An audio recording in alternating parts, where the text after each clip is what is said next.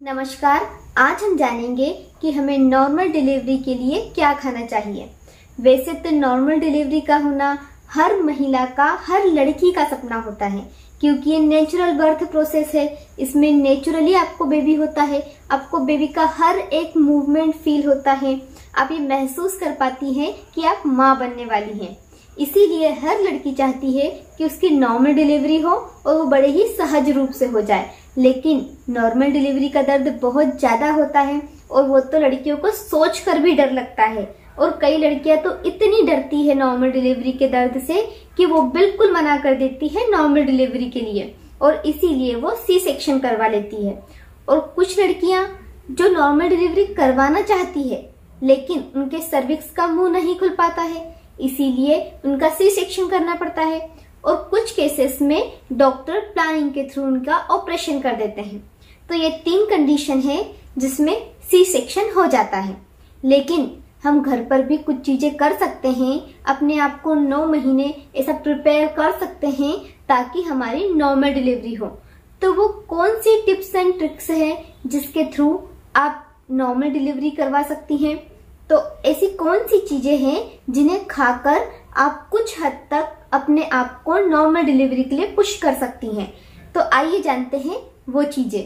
पहली बात कि जो नॉर्मल डिलीवरी होती है, यदि फर्स्ट टाइम आपको डिलीवरी हो रही है तो उसका जो ड्यूरेशन होता है वो 10 से 14 घंटे या कभी कभी 14 से 18 घंटे भी होता है। आपको 18 घंटे तक कभी कभी पेन सहना पड़ता है। उसके बाद डॉक्टर सी सेक्शन के लिए आपको ले जाते हैं।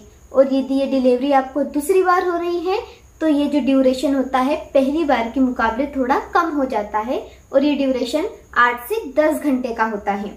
लेकिन कभी कभी ये 3 से 4 घंटे का भी होता है। ये आपकी 9 मंथ की एक्टिविटीज पर भी डिपेंड करता है।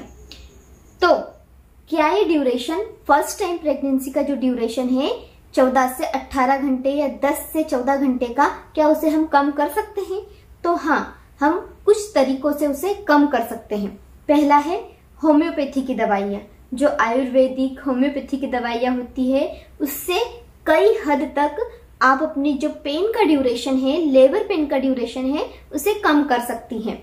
ये मैंने कई केसेस में देखा है।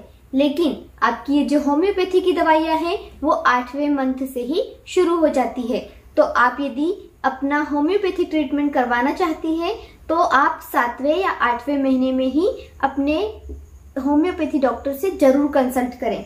आपको विशेष ध्यान रखना है कि आप किसी की भी बातें सुनकर या किसी ने आपको कह दिया कि आप ये खा लो तो आपको नॉर्मल डिलीवरी हो जाएगी, तो कुछ भी खुद से या दूसरों के कहने पर आपको नहीं करना है। आपको अपने डॉक्टर से ही कंसल्ट करना है।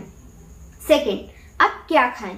तो आप जो आपकी दादी, नानी, आपकी मम्मी लोग बोलती हैं कि आपको कैस्टर ऑयल पीना चाहिए। वैसे ये पक्का नहीं है कि इससे आपको नॉर्मल डिलीवरी ही होगी, पर हाँ, इसके कुछ बेनिफिट्स हैं।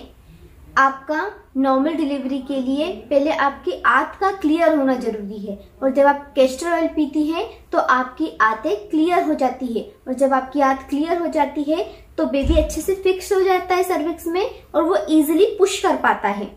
जब आपकी आंतें क्लियर होगी जब ये पॉसिबल है।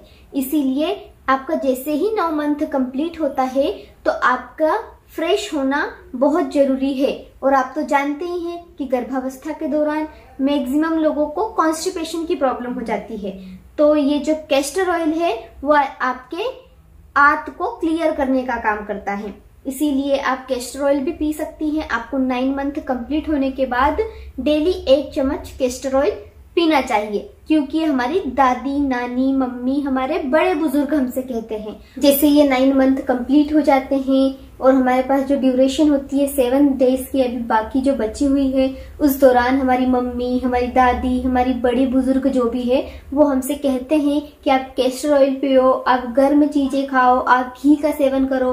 तो आपको उनकी बातें माननी चाहिए, क्योंकि कहीं ना कहीं उनका समझाने का तरीका कुछ अलग होता है, कुछ डिफरेंट होता है, बट उनका हमें समझाने का जो तरीका है वो भले ही डिफरेंट हो, लेकिन उनका मतलब सिर्फ ये होता है कि आपकी डिलीवरी अच्छे से हो। और इस दौरान आपको उनकी बात जरूर माननी चाहिए। साथ ही साथ आपको अपने डॉक्टर की बातों पर विशेष ध्यान देना चाहिए। और यदि आपके घर वाले उन बातों को नहीं समझ पा रहे हैं तो उन्हें अपने डॉक्टर की बातें जरूर बताना चाहिए। तो आज हमने इस वीडियो में जाना कि हमें नॉर्मल डिलीवरी के लिए कौन कौन से काम करना चाहिए और हमें ये 9 मंथ के लास्ट में क्या काम करना चाहिए जिससे हमें नॉर्मल डिलीवरी हो सके। यदि इस विषय पर आपके कोई भी प्रश्न रहेंगे तो मुझे जरूर लिखें और मेरे ये वीडियोस जरूर देखते रहें। जब तक के लिए अपना ध्यान रखिए और अपनी माँ बनने की यात्रा को एंजॉय करिए।